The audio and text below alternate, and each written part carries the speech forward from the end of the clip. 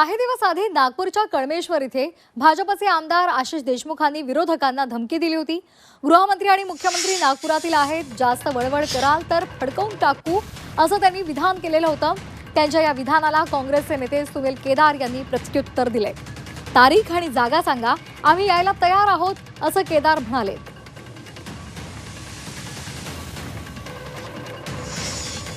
काय म्हणता विराज भाऊ, त्या सर्जाला सांगून द्या, अरे फलकून टाकील सर्जा तुले अर्धा।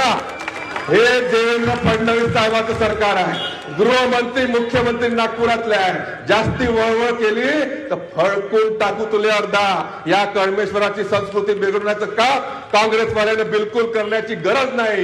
इथे चांगले लोक राहतात, चांगल्या संस्कृतीचे लोक राहतात। ही संस्कृती, ही प्रेमाची वास्तूक त्या निमित्ताने टिकली पाहिजे। की कोणी धमक्या देत असेल त्याची चिंता करायची नाही, त्याची बिलकुल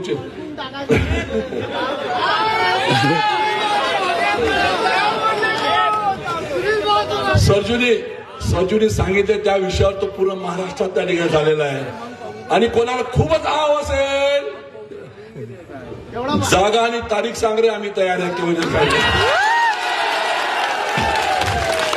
खूपच आव असेल तो जागा तारीख सांग, हम तैयार है कभी भी, कोई चिंता नहीं उसमें त्या ठिकाणी।